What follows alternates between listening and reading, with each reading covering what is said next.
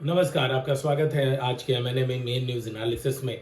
आप देख रहे हैं इलेक्शन एक्सप्रेस में आपका होस्ट उत्कर्ष कुमार और शुरुआत करते हैं बिहार से ही, बिहार विधानसभा चुनाव से ही जुड़ी खबर से। और खबर ये है कि बिहार में वोटर अधिकार यात्रा जो है वो अपने दूसरे चरण में जो है पूर्णिया, अररिया और कटिहार में भ्रमण कर रही है। इस दौरान देखा गया कि विपक्ष के नेता लोकसभा में जो कि सांसद भी हैं रायबरेली उत्तर प्रदेश से राहुल गांधी, वो मखाना के खेतीहर मजदूरों और किसानों के साथ पानी के पोखर में अपने फुल पैंट को मोड़ के अंदर घुस गए। इसके साथ ही साथ वो मुकेश सहनी जो बीआरपी पार्टी के मुखिया हैं उनके साथ मखाना की फैक्ट्री में मखाना बनाते भी देखे गए।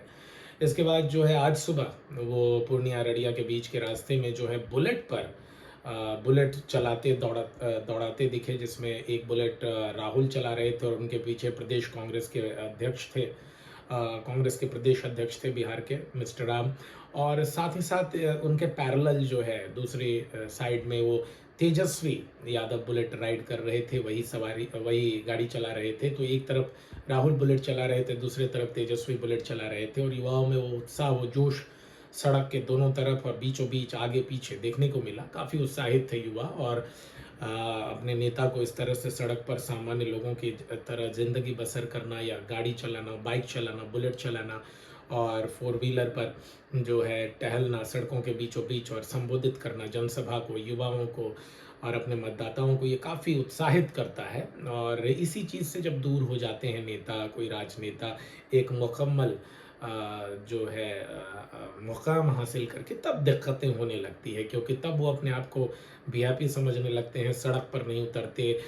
जो है धरना प्रदर्शन, बंद और भूख हड़ताल, इन सारी चीज़ों की जो एक बानगी हुआ करती थी अपना विरोध जताने के लिए, विरोध प्रदर्शित करने के लिए, वो ख़त्म होता गया है। मोदी की सरकार के बाद बीते 10-11 सालों में वो नगण्य है।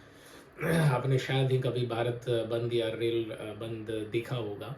नहीं तो ये नदारद ही, बिरले ही इस तरह की खबरें देखने को मिलती है। अग्निवीर के समय ऐसा देखने को मिला था। और जब नेता और किसी पार्टी के मुखिया, चाहे वो क्षेत्रीय या राष्ट्रीय पार्टी कांग्रेस हो, उसके मुखिया राहुल हों, या क्षेत्रीय पार्टी राजद उसके मुखिया तेजस्वी हों, या बीआरपी के मुखिया सहनी हों, इस तरह के नेता साथ में जो है निर्दलीय सांसद पप्पू यादव जैसे नेता अगर सड़क पर निकले फोर व्हीलर पर, बुलेट पर, तो आम जन कनेक्ट करते हैं। और जब उससे वार्तालाप होती है, उससे सवालों के जवाब दिए जाते हैं और अपनी बात कही जाती है, तो वो कनेक्शन होता है। हालांकि ये वोटों में कितनी तब्दील हो पाती है, ये चुनाव परिणाम नहीं दिखा पा रहे हैं। और इस कारण से लगातार जो है राहुल गांधी और तेजस्वी यादव ये सब वोट चोर गद्दी छोड़ का नारा लगा रहे हैं और मोदी अमित शाह को वोट चोर कह रहे हैं। और साथ ही साथ इलेक्शन कमीशन ऑफ इंडिया पर भी संदेह की नज़र से देख रहे हैं। ईवीएम पर बीते 5-7 वर्षों से तो सवाल उठ ही रहा था।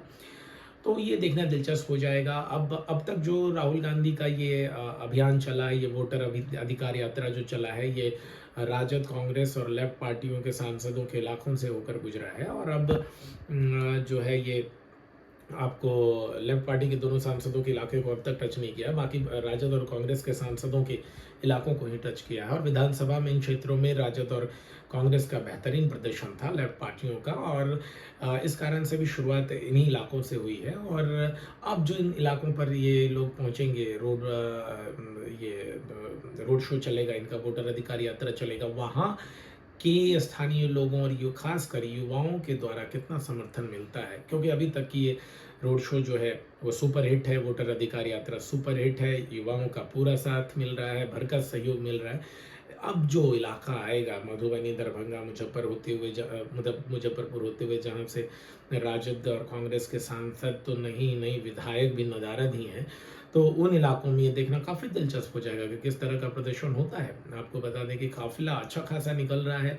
राहुल गांधी भी कैप लगाकर और बिहारी अंदाज में गमछा टांगे हुए हैं, तेजस्वी तो गमछा लगा के हैं ही, पप्पू यादव भी अपने ठेठ बिहारी अंदाज में देखे जा रहे हैं। और पहली बार गाड़ी में तीनों दिखे भी, फोर व्हीलर में तेजस्वी भी, पप्पू भी और राहुल भी।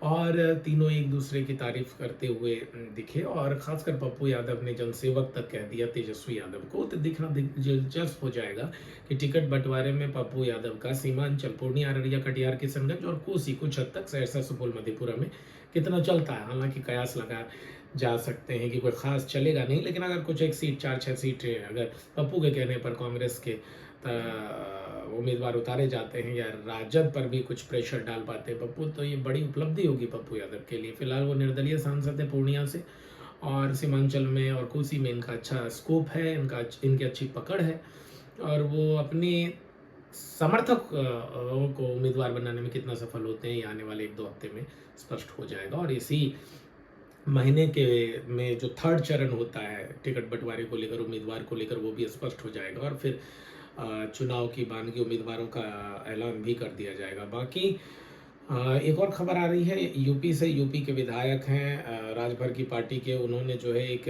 डॉक्टर को इसलिए उन पर काम चोरी करने का आरोप लगा दिया क्योंकि उनके नाम के उनके सरनेम में यादव लगा हुआ था। इससे खफा होकर खार खाए हुए डॉक्टर ने भी कह दिया कि सरकारी नौकरी रहे ना रहे मुझे कोई फ़र्क नहीं पड़ता, आप मुझे इस कारण से परेशान नहीं कर सकते कि मेरे नाम के आगे जो है यादव लगा हुआ है, या मुझे सफाई कह के आप इस तरह से भीड़ लाकर अपने और अपने पार्टी के समर्थकों के द्वारा दबार कोशिश नहीं कर सकते। ये कहकर चश्मा निकाल कर हाथ में लेकर डॉक्टर निकल पड़े, और विधायक वहीं के वहीं बैठे रह गए मूक दर्शक बन के। उनके साथ उनके सहयोगी भी थे।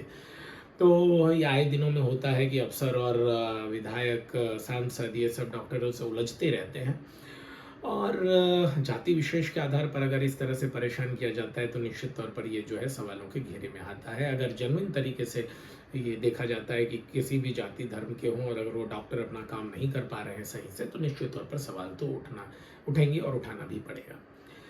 ये दो अहम खबरें बिहार से और यूपी से आ रही है। इस बीच जो अन्य सुर्खियों वाली खबरें हैं उनसे आप हमारे शॉर्ट से वाकिफ़ हो सकते हैं। बाकी इलेक्शन एक्सप्रेस को सब्सक्राइब कर लें, लाइक, शेयर और कमेंट करना ना भूलें। बिहार इलेक्शन मतलब इलेक्शन एक्सप्रेस, और मैं आपका होस्ट उत्कर्ष कुमार। और कल एक बार फिर मेन न्यूज़ एनालिसिस में हम आपके साथ आपसे मुखातिब होंगे। तब तक अपना ख्याल रखिए। Bye, take care, good night and sweet dreams.